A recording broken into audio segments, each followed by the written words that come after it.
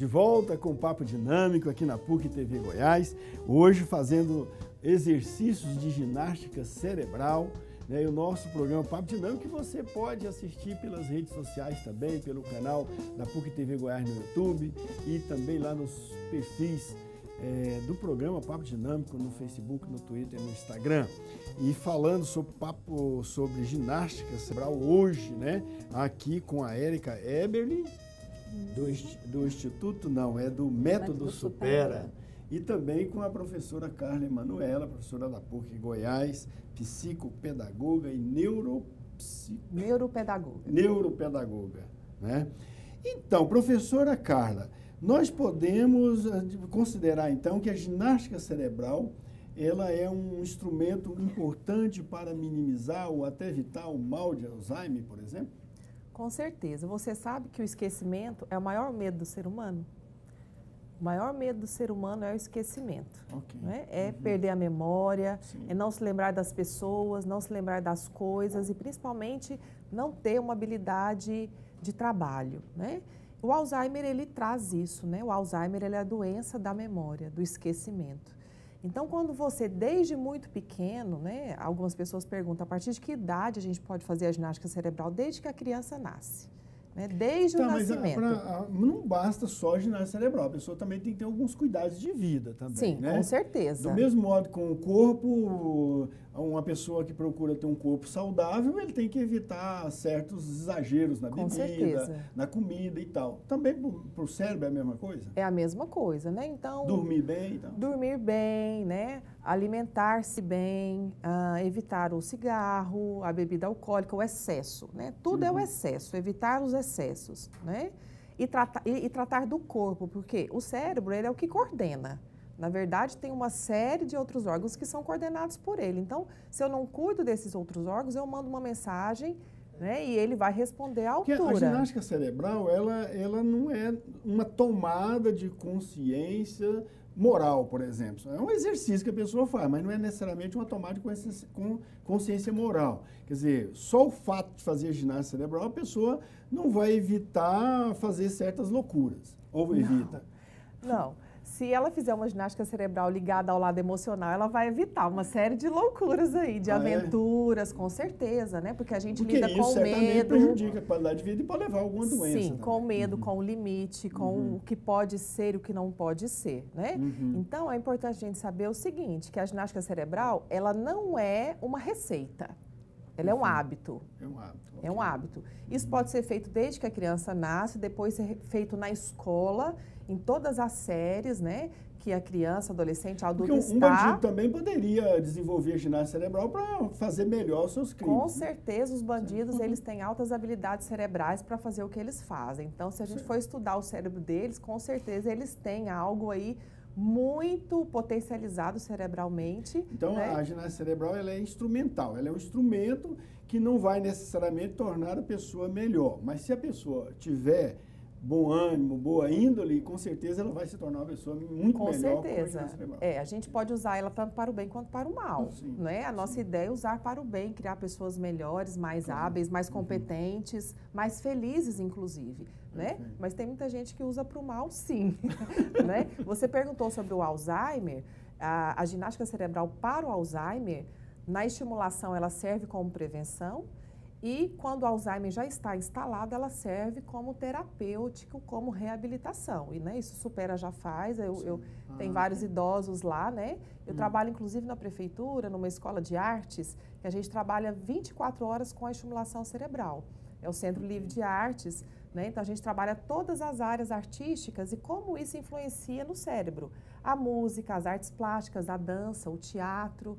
Não é? Entendi. Então, é bem interessante. Então tá, Érica, vamos ver aqui qual o objeto nós vamos mostrar agora para o telespectador, a sua funcionalidade, como é que resolve. Vamos pegar a Torre de Hanoi, esse aqui. Esse aqui? Esse. A Torre de Hanoi. Torre de Hanoi.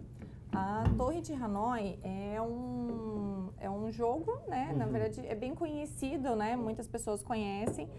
E a gente tem, né, que utilizar a lógica para fazer isso aqui, né? Então a gente tem que começar... Eu sou professor de lógica. Aí, professor, então vai tirar de letra isso aqui. O que acontece? Então a gente tem aqui os discos, né? E a gente tem que... O objetivo é transferir todos esses discos, né, para esticar. Mas como eu disse anteriormente... Muito fácil, é só pegar lá e trazer. Então, mas tem algumas regras, né? Tá. E aí tem as regras e tem a questão também que a gente vai aumentando o grau de desafio. Então, para a gente não começar com um nível de desafio muito alto, eu vou trazer aqui, então, para a gente começar com 3. O objetivo, então, é tirar um disco de cada vez e um disco maior nunca pode ficar em cima de um menor. Tá? Então, esse é um movimento proibido. Então, eu vou pedir para o professor tentar transferir todos esses para de lá. Não posso transferir os 3 de uma vez? Não pode. Um de cada vez. Um de cada vez? Um de cada vez. Então, vamos lá. Aqui você facilitou para mim, que você só pôs 3, com um professor de lógica, isso aqui deve ser brincadeira. Não é? Tinha que ser, né? Eu acho.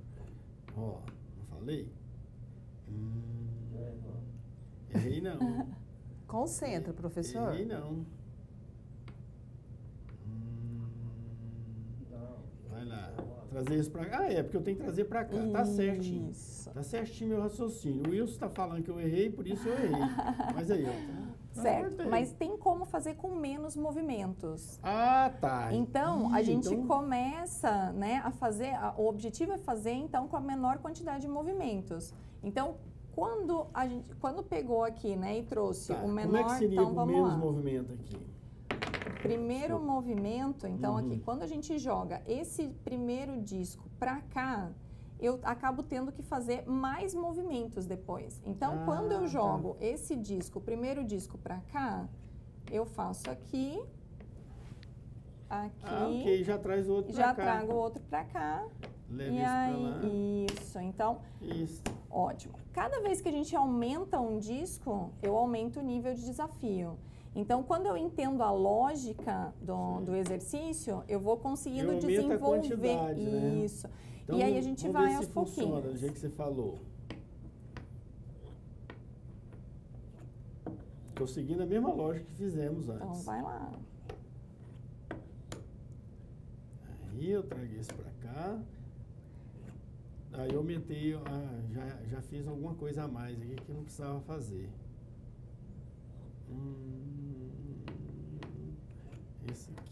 Esse aqui. Aí eu vou ter que trazer tudo de volta para cá? Não. Não deu certo, já errei. Vou fazer isso. Aí voltou tudo para cá, vai pro meio. Vou fazer no meio. Errei, compliquei. Então, o que é interessante nisso aqui? Quando a gente vai fazendo, a gente acaba, a gente fala que uma habilidade que a gente trabalha muito no Super é o controle inibitório, né? Que é uma função executiva do nosso cérebro, que ela é uma função muito importante. Que é a gente controlar os impulsos que a gente tem imediatistas. Quando a gente traz... Aqui no caso meu não foi só impulso, não. É que eu estou pressionada aqui por vocês aqui, me olhando. Exatamente. Mas no dia a dia surgem várias situações onde a gente começa a fazer antes de analisar. Né? Porque então, assim, nós 3 aqui na frente das câmeras, tem mais 2 aí na frente, atrás das câmeras, e lá em cima tem um monte de gente torcendo para a gente não acertar. Então, essas questões, elas fazem com que a gente tenha que lidar com situações no dia a dia que geram pressão na gente. E quando a gente começa a trabalhar, aprender a trabalhar com isso de uma forma melhor, então ser mais analítico, né? Então, assim, às vezes... antes de executar a ação, eu começar a analisar um pouco melhor, então eu começo a ter resultados melhores também quando eu faço isso. Então, o objetivo desses jogos é que a gente comece a perceber aonde nós estamos usando impulsos imediatistas e comece a controlar isso para que os resultados comecem a ser melhores. Aí, ó, agora vai. Esse aqui vai aqui, esse vai aqui, esse vai aqui, esse vem aqui. Aí sim, trouxe a base para cá. Agora ficou mais fácil. Agora vem esse vem para cá e... Eu fiz errado, eu devia ter voltado lá, porque eu não precisava ter vindo aqui, mas tudo bem, vamos lá. Eu levo esse aqui, aí eu trago este aqui, este aqui, este Isso, muito bom. Liberou dopamina aí no cérebro agora.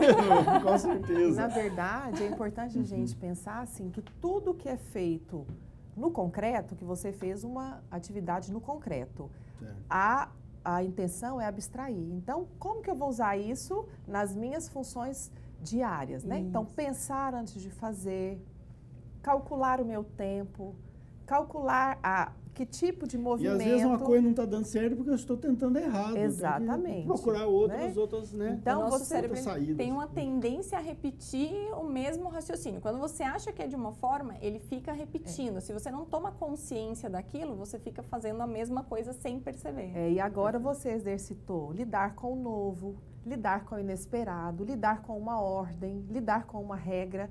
Isso a gente usa no nosso dia a dia todo o tempo. Perfeito. E um exercício lúdico te proporcionou tudo isso.